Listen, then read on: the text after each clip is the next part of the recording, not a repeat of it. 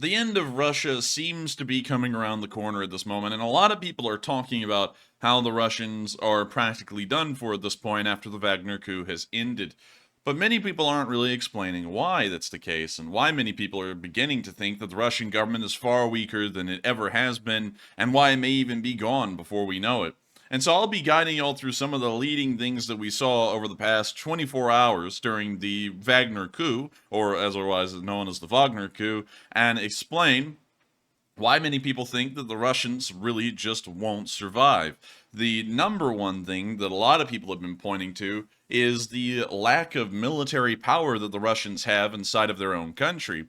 As many of you all know, there has currently been a war in Ukraine, and this is actually pointed out on the map we've made right here, and you can actually see the active front lines where they are.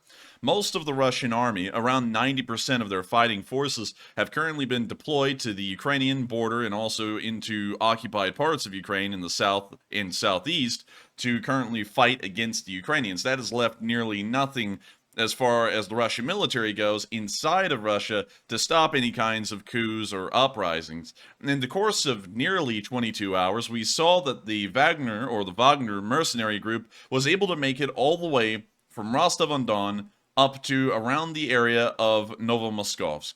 We know that that is as far as the convoy made it before it stopped and turned around and went the opposite direction.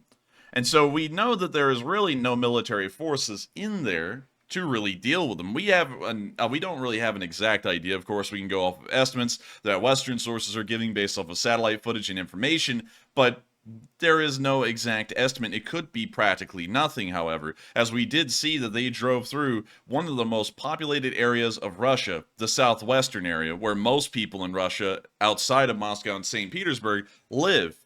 And they drove through it without meeting any large amounts of military resistance.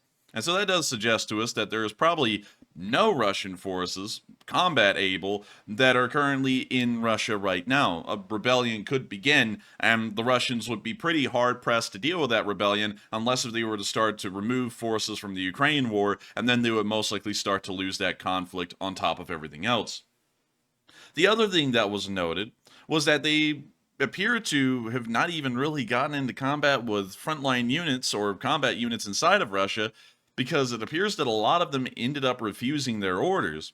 We even heard outside of Moscow, and I'll have to flip you all over to my Ukraine war map here for that. We even heard that outside of Moscow, one base caught on fire that was home to the 45th Motorized Rifle Infantry Brigade because it was suggested that they may have refused their orders, and so they either started to set the base on fire or the Russian government went and attacked the 45th Brigade while they were still in their Вот, barracks. ночь с 23 на 24 июня Regardless, временно an entire brigade refused their orders горит to move военная into база. defensive positions in the Вон city of там что-то Moscow. взрывалось, как бы дым очень высоко поднимается. Вон угольки высоко. And when you think about that, and when you think about a lot of what happened, especially outside of Moscow and where the Wagner was, we can see even down there, things were not going well for the Russian government, the standing Russian government at this moment.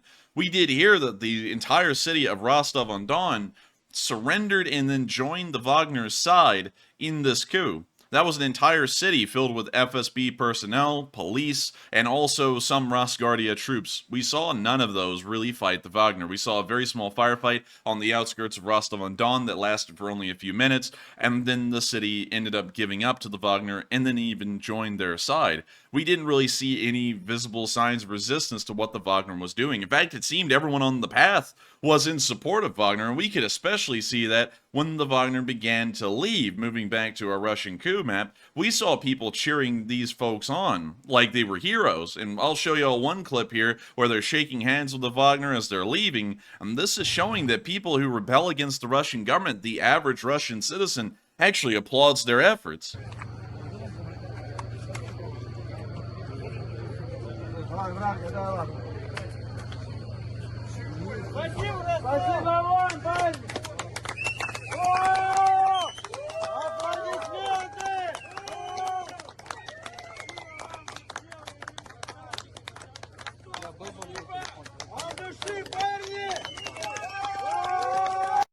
And as you can see from the short clip, the Wagner was leaving at this point. They were being treated as though they were heroes, like they were trying to actually free their country from something.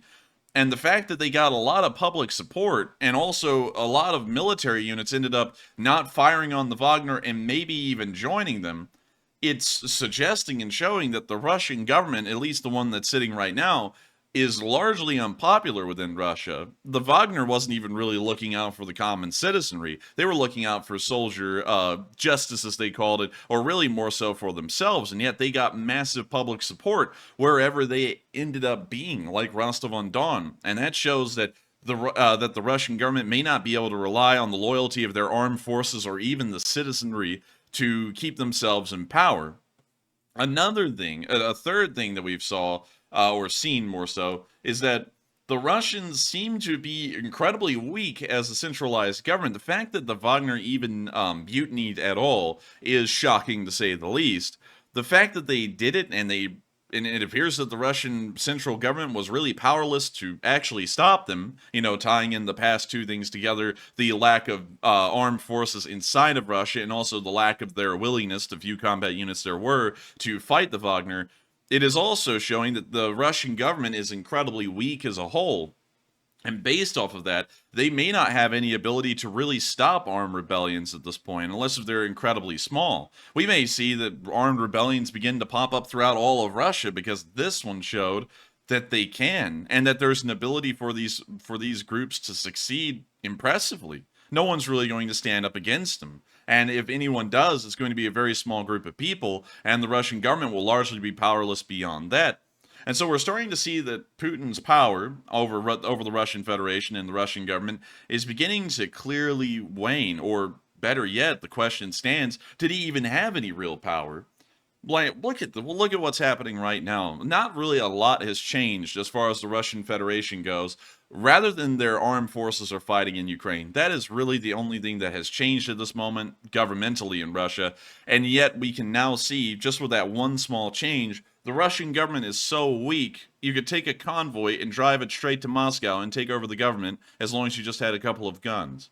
And this is really something that it's just never really been seen before in the modern day. We have never seen a country nearly brought to its knees by a group of soldiers that mutinied and just ended up driving almost all the way through Russia to Moscow. It was absolutely unheard of. It's absolutely unbelievable even right now. And this may start to usher in a new era in Russian politics. There's going to be a lot of meddling that can occur from outside countries inside of Russia, now seeing the inherent weaknesses that the Russians have. Multiple countries, the Chinese, the United States, maybe even Western countries or European countries just operating on their own, could start to supply weapons and money to rebel groups throughout Russia and begin to cause massive problems for the Russian government that they're otherwise ill-equipped to handle. And so we can kind of get the idea here just from what happened with the Wagner and how they were treated, how they were received, how little fighting occurred with them, and how few Russian forces there were inside of that country. Everyone would largely be powerless to another coup or another rebellion being attempted inside of Russia. This may even give the inner circle of the Russian government, the oligarchs, the generals at the top of the Ministry of Defense, some of the people in the Duma. It may even give them ideas that they may stand a chance to prop up a rebellion or a revolt and succeed against Putin if they were to try. And so right now the Russian government is, of course, to summarize this again, in a very precarious position, especially from what the Wagner has shown Russia and what Wagner has shown the world. And so I would expect that we'll probably start to see that the Russian government starts to take a very invested interest inwards, domestically inside of Russia, and not outwardly, because we can already see that the domestic situation, the home front situation in Russia, is crumbling as we speak. But of course, that's all we have really to suggest that the Russian government will most likely be falling apart and collapsing at this point, is that there was a coup that nearly succeeded, and that is about the best proof that we've ever gotten about how weak the Russian government really is. I thank you all so much once again for watching this. Make sure to like, comment, and subscribe, and also support us on Patreon if you would like. It helps us to keep these videos going. We try and make a video like this every single day of the week. Sometimes they're short war summaries of what's going on in Ukraine. Sometimes they're longer, in-depth videos like these. We may even be expanding out into world news here relatively soon. But thank you all so much once again for watching, and I will see you all in the next one.